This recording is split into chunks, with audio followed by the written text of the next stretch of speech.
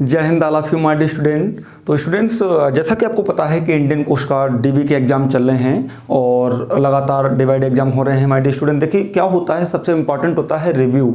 जैसा कि मैं पिछले दो दिन एग्जाम, मतलब 4 जनवरी से एग्जाम चल रहे हैं, तो आज 7 जनवरी, तो पिछले 2 दिनों का रिव्यू मेरे पास आ पाया था, लेकिन हम उसको दे नहीं पाए थे आप लोगों के लिए, है ना। उसके लिए माफ़ी मांगना चाहूँगा। तो आज हम आपको 2 रिव्यू देंगे माय डियर, 2 रिव्यू देंगे। तो आप देखेंगे कि इंडियन कोस्ट गार्ड जो डीबी का जो एग्जाम है वो कैसा आया था, क्या कंडीशन थी, कैसे क्या प्रोसेस थी। आप लेक्चर को स्टार्टिंग से एंड तक जरूर देखेंगे यदि आप एग्जाम देने जाएंगे। ओके माय डियर, तो आइए बात करते हैं। बाकी Indian coast guard GD and DB batch 2021 लगातार चल रहा है, जिसका ऑनलाइन आवेदन जो है 5 जनवरी से स्टार्ट हुआ है। Point clear. तो माय डियर, मैं रिव्यू दूंगा आज आपके लिए, बहुत अच्छे से आप लोग समझने का प्रयास करना। मैं 2 सेंटर का रिव्यू दूंगा। सबसे पहले मैं बात करूंगा मुंबई का, मुंबई सेंटर का रिव्यू दूंगा। Mumbai my dear, Mumbai centre की अगर हम बात करें तो मुंबई सेंटर पे जो आज एग्जाम हुआ था, तो हमारे सुपर स्काई क्लासेस से ही पढ़ रहे स्टूडेंट ने रिव्यू दिया। तो मुझे भी हाल ही में फ़ोन किया था, तो उसने बताया था कि सर हमारा आज एग्जाम हुआ था, और उसने पूरी प्रोसेस बताई थी, पहले से पढ़ रहा था। तो उसने बताया था कि सर जो पेपर था वो पूरा इंग्लिश लैंग्वेज में आया था। मतलब पेपर जो लैंग्वेज है, पेपर लैंग्वेज पूरी टोटल इंग्लिश थी। हाँ ठीक है, पेपर लैंग्वेज कंप्लीट इंग्लिश थी। इसके बाद उसने बताया कि सर सबसे ज़्यादा इसमें जो कहर रहा वो मैथमेटिक्स रहा। उसने बोला कि सर जो मैथ्स के क्वेश्चन आए थे, सर मैथ्स के क्वेश्चन ये 42 नंबर के क्वेश्चन, मतलब 42 क्वेश्चन मैथ्स के आए थे। मैंने नोट कर लिया है सब, 42 नंबर। इंग्लिश के क्वेश्चन उसने बताए थे कि सर इंग्लिश के जो क्वेश्चन आए थे वो सर शायद 9 से 11 तक आए थे। 9 से 11 सर इंग्लिश के क्वेश्चन आए थे। इसके बाद बोला कि सर रीजनिंग के जो क्वेश्चन थे, बोला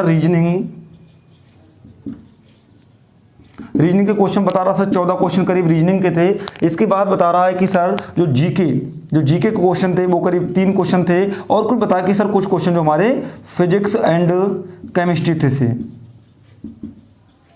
इतना तो उसने बताया कि कुछ क्वेश्चन हमारे फिजिक्स और केमिस्ट्री, मतलब इतना बताया कि सबसे मैक्सिमम क्वांटिटी वो मैथ्स की रही, 42 नंबर मैथ्स के आए हैं, और इंग्लिश का मतलब 9 से करीब क्वेश्चन रहे हैं। ठीक है ना। आपको 14 नंबर उसने बताया रीजनिंग के, बाकी जीके का कुछ क्वेश्चन हमारे फिजिक्स और केमिस्ट्री से आए थे। Point clear. इसे लगभग उसने कुछ बताया अपना, एक आध दो हो सकता है हमारे स्टूडेंट, उसने बताया था। और मैं आपको बता दें, ये बोल रहा था कि सर जब मैं सेंटर में एंट्री किया, जब मैंने एग्जाम हॉल में एंटर किया, तो केवल एडमिट कार्ड देखा गया, किसी प्रकार से किसी प्रकार का कोई डॉक्यूमेंट नहीं देखा गया। लेकिन आप देखिए एप्लीकेशन फॉर्म नहीं देखा गया, मतलब किसी का कोई डॉक्यूमेंट देखा, सीधे एडमिट कार्ड देखा, फोटो देखा, फोटो भी है या नहीं है, बोला सर सीधे एंटर किया, है ना माय डियर। तो मैं आपको बता दें, जो इस स्टूडेंट का मुंबई सेंटर का जो रिव्यू है, इन स्टूडेंट्स ने एग्जाम को क्वालिफाई कर लिया है। इन स्टूडेंट्स ने एग्जाम को क्वालिफाई कर लिया। एग्जाम को क्वालिफाई करने के बाद ही इन्होंने मुझे फ़ोन किया, तो बोले कि सर मेरा एग्जाम हो गया। तो मैंने कहा बेटा एग्जाम आपका कैसा रहा? बोले सर मेरा बहुत अच्छा रहा, मैं पास हो गया, इसलिए मैंने आपको फ़ोन किया, वरना मैं आपको फ़ोन नहीं करता। मतलब मैंने एग्जाम को क्लियर किया, जैसे मैंने आपको फ़ोन किया, अन्यथा फ़ोन में नहीं करता। हाँ सिंपल बात, स्टूडेंट थोड़ा डिमोटिवेट और थोड़ा है ना बुरा लगता है कि एग्जाम क्वालिफाई नहीं हो पाया। तो मैंने पूछा ठीक है बेटा तैयारी कहाँ करे? बोला सर मैं सुपर स्काई क्लासेस से पिछले 2 से ढाई महीने से तैयारी कर रहा हूँ। बहुत बढ़िया बात है। तो मैंने बेटा तुम्हें सुपर स्काई क्लासेस से क्या देखने को मिला? बोले सर मेरे को ऐसा लगा कि 60-70% मुझे पेपर सुपर स्काई क्लासेस से मिला था। ये स्टूडेंट ने बताया था, है ना। तो मुझे मैसेज कर सकते हैं, मैं उसको आपको लाइव प्रूफ दिखा दूंगा कि स्टूडेंट ने मुझे बताया था, माय डियर स्टूडेंट, है ना। तो ये रहा मुंबई सेंटर का रिव्यू। अब हम गुजरात की बात करें, गुजरात सेंटर की बात करें तो गुजरात सेंटर पे क्या हाल हुआ माय डियर। गुजरात सेंटर की अगर हम बात करें तो गुजरात में भी जो पेपर हुआ था, तो वहाँ बताया कि सर गुजरात सेंटर में जो रीजनिंग का इशू है, रीजनिंग 27 नंबर की देखने को मिली थी।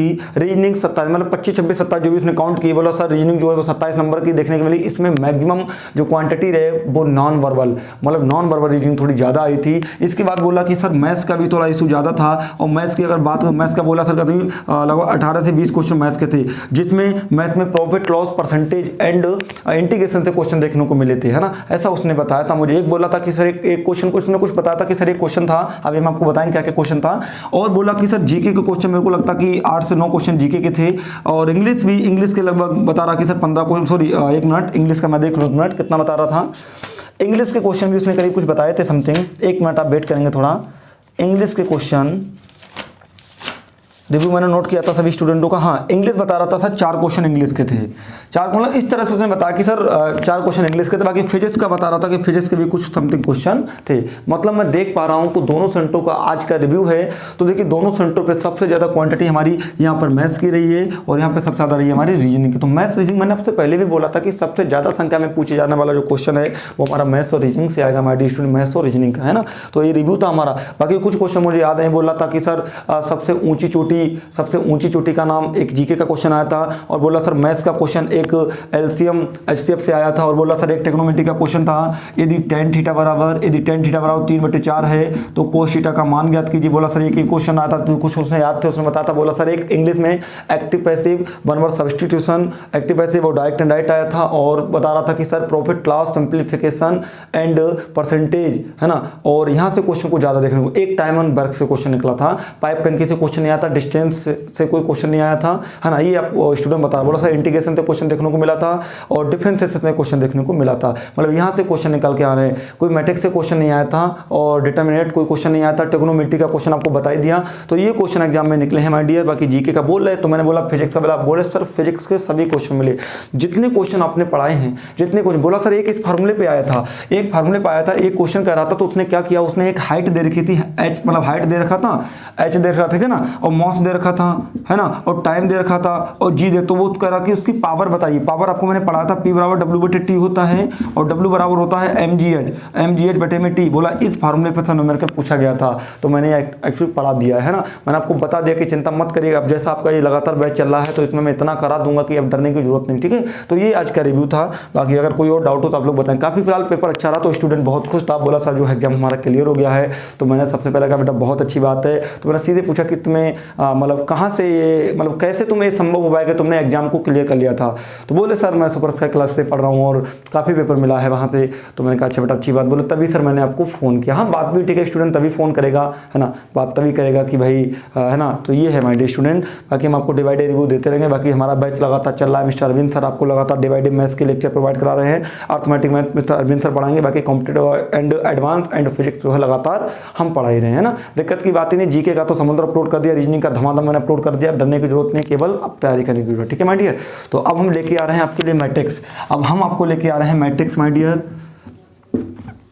मैट्रिक्स जिसे हम कहते हैं आब्यू लेके आ रहे हैं। हम आपको आब्यू का लेक्चर मिल जाएगा माय डियर स्टूडेंट। चिंता मत कि न्यू बैच जो स्टार्ट किया है हम इसका रिव्यू दे रहे हैं। बाकी न्यू बैच जो है लगातार चल रहा है, ठीक है माय डियर। अच्छे से मेहनत करो, वीडियो को दमदारी के साथ शेयर करो। अब रिव्यू इतना ज़्यादा शेयर करो जिससे हर स्टूडेंट को पता लगे, ठीक है ना। डॉक्यूमेंट पर ज़्यादा फोकस नहीं दिया गया, ठीक है माय डियर। अब मिलते हैं हम लोग न्यू लेक्चर में न्यू टॉपिक के साथ। जय हिंद जय भारत।